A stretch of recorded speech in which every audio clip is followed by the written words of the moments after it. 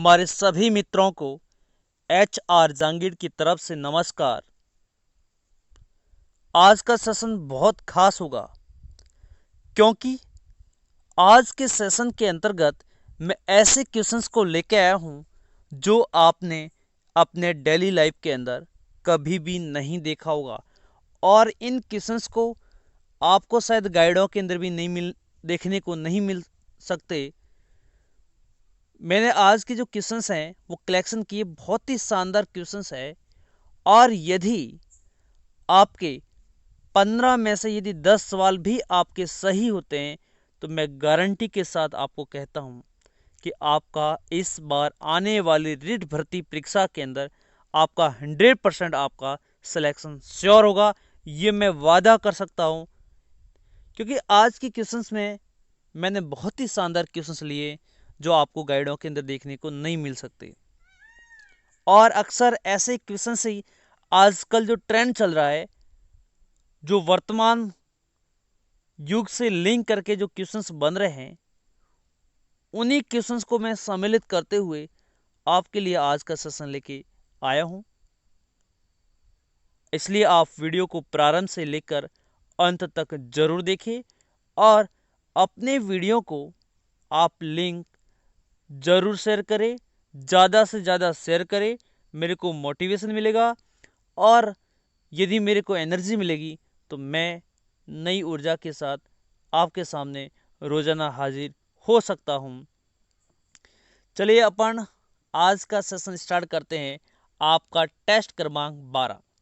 आपके वास्तव में कितने सवाल सही होते हैं 15 में से आज एक बार आप जरूर लिखना, ताकि मेरे को वास्तव में पता लग जाए कि आपकी तैयारी किस अनुरूप है। मैं कह रहा हूं आज का सेशन बहुत ही खास है।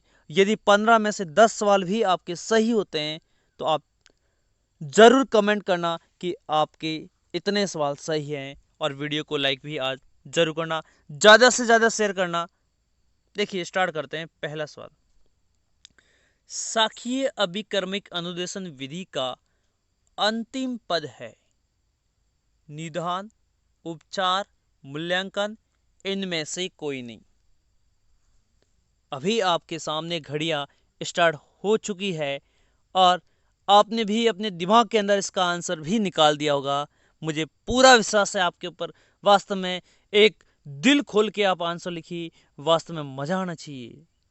ऐसे गुनमुने बैठने से काम चलने वाला नहीं है। बताइए इसका क्या आंसर होगा। इसका आंसर होगा उपचार। साखीय अभिकर्मिक अनुदेशन विधि का जो अंतिम पद होगा वो होता है उपचार। देखिए ये रहा प्रश्न क्रमांक 2 आपके सामने। राष्ट्रीय अध्यापक शिक्षा परिषद NCTE का गठन कब किया गया? 1995 में, 97 में, 98 में या 1999 में? आपके सामने घड़ियां स्टार्ट हो गई, टिक टिक करना स्टार्ट हो गया है और आपके दिमाग में भी आंसर निकालना स्टार्ट हो गया है। जी हाँ, क्या होगा आंसर? आप एक बार कमेंट बॉक्स में लिखिए। वास्तव में मज़ा आना चाहिए आपको, बहुत ही एनर्जी के साथ मज़ा आना चाहिए। देखिए क्या होगा आंसर। इसका आंसर होगा 1995। अरे जोश होना चाहिए, जुनून होना चाहिए, तभी तो आप रीट भर्ती को निकाल पाएंगे। ऐसे चुपचाप बैठने से काम होने वाला नहीं है। 1995 इसका आंसर एकदम सही होगा। भारत में सर्वप्रथम सहायक सामग्री पर बल किसने दिया? कोठारी आयोग ने, मुद्रालय आयोग ने, राष्ट्रीय शिक्षा आयोग ने और इनमें से कोई नहीं। भारत में बल दिया, बल किसने दिया था बताइए। चलिए इसका आंसर क्या होगा? हाँ जी हाँ, इसका आंसर होगा कोठारी आयोग। ठीक है। और सर्वप्रथम जो प्रयोग हुआ था राष्ट्रीय शिक्षा नीति 1986 के थ्रू भारत में हुआ था। इस बात को भी आप ध्यान रखेंगे। राष्ट्रीय शिक्षा नीति 1986 के तहत इसका सर्वप्रथम प्रयोग भी हुआ था। इस बात को आप ध्यान रखेंगे। जनक सभी को पता है, फ्रोवेल। ठीक है, इतना तो पता होगा, नहीं देखा तो आप वीडियो को जरूर देखिए। अच्छा, ये क्वेश्चंस आज आपके लिए बहुत ही शानदार। व्याख्यान विधि के कुल कितने अंग है?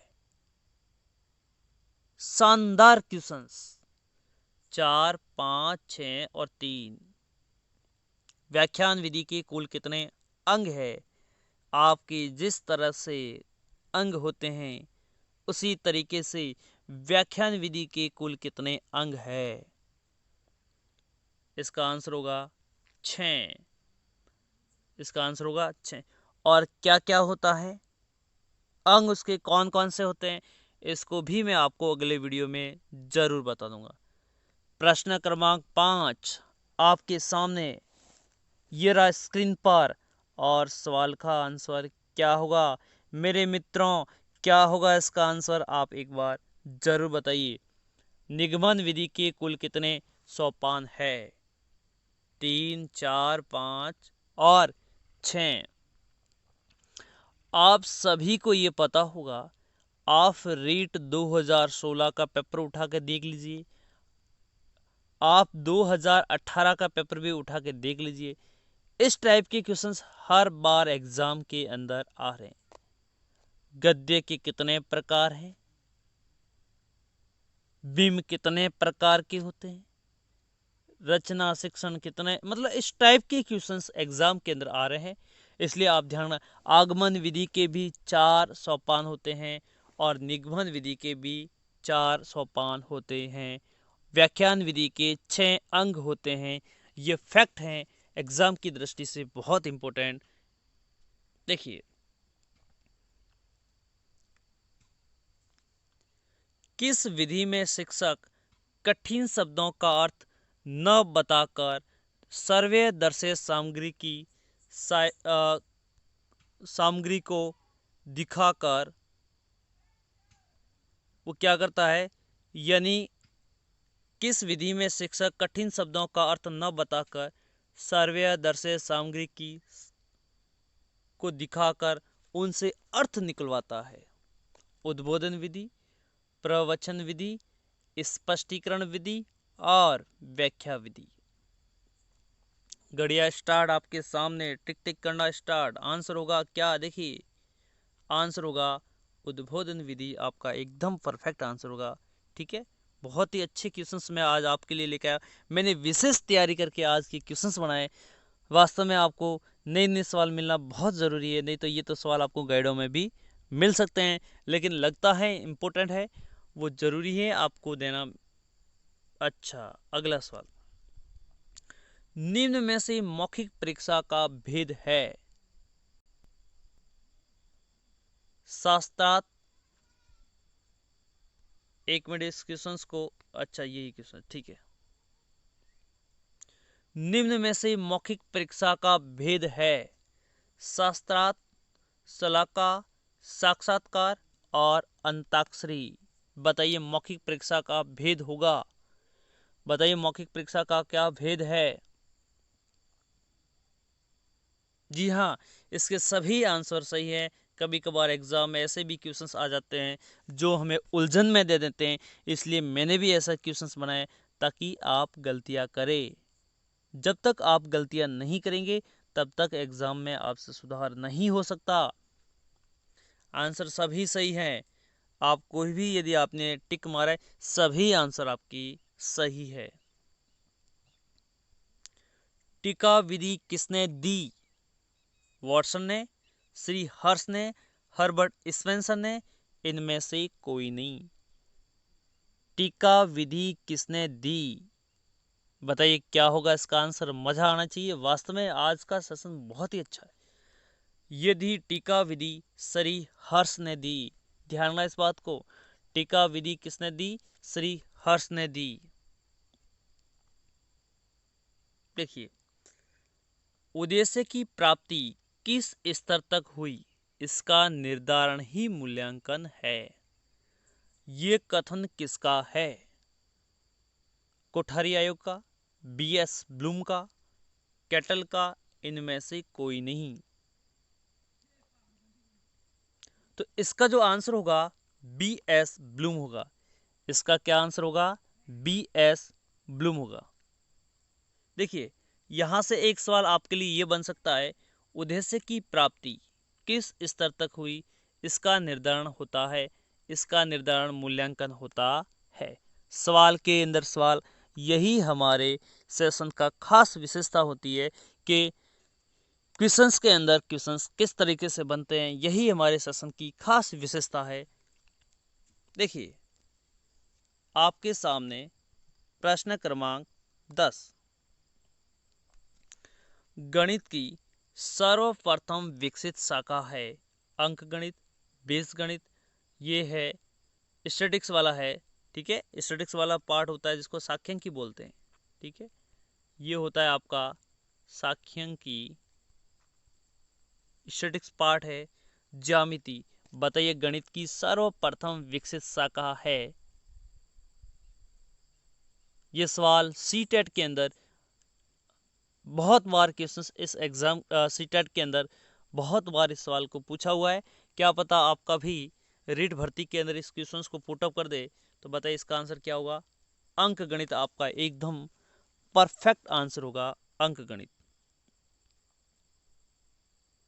देखिए यदि बालक अपने विज्ञान संबंधित प्रयोगों में अथवा कथनों में स्पष्ट रूप से देखिए यदि बालक अपने विज्ञान संबंधित प्रयोगों में अथवा कथनों में स्पष्ट रूप से त्रुटियों का पता कर लेता है तो वह किस उद्देश्य की पूर्ति कर रहा है। यहाँ त्रुटियां है, पीछे ध्यान रखना इस बात को। बताइए यदि बालक अपने विज्ञान संबंधित प्रयोगों में अथवा कथनों में स्पष्ट रूप से त्रुटियों का पता कर लेता है तो वह किस उद्देश्य की पूर्ति कर रहा है। ज्ञानात्मक, भावात्मक, क्रियात्मक, या आपका उत्तर होगा उपरोक्त सभी। मेरे मित्रों क्या होगा आंसर। वास्तव में मैं बता देता हूँ, आज की सवाल बहुत ही शानदार है। इसका आंसर होगा ये एक क्रमांक। ठीक है, इसका आंसर होगा ज्ञानात्मक। ठीक है, नॉलेज, ज्ञानात्मक इसका आंसर एकदम सही होगा। नॉलेज आपका आंसर एकदम सही होगा। अगला सवाल आपके सामने ये रहा, ध्वन्यात्मक विधि का प्रतिपादन किसने किया। स्नोमैन ने, स्टीवेंसन ने, कुकमैन ने, या माइकल स्पेंसर ने। बताइए ध्वन्यात्मक विधि का प्रतिपादन किसने किया। आपके सामने ये रे स्क्रीन पे, बताइए क्या आंसर होगा। इसका आंसर होगा माइकल स्पेंसर ने। इसका आंसर होगा माइकल स्पेंसर ने। देखिए अगला प्रश्न आपके सामने ये रहा, काठिन्य निवारण पर विशेष बल दिया जाता है गद्य शिक्षण में, पद्य शिक्षण में, नाटक शिक्षण में, या कहानी शिक्षण में।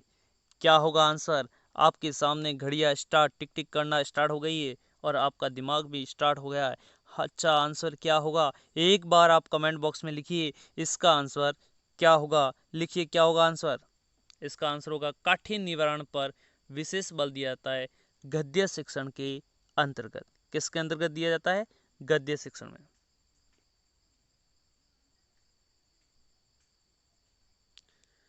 हिंदी भाषा शिक्षण का एक प्रमुख उद्देश्य है भाषा का ज्ञान देना, प्रश्न पूछने, अपनी बात कहने का अवसर देना, मौन पठन के उपरांत शब्दार्थ कराना, व्याकरणिक नियम कंठस्थ। क्या लिखा है,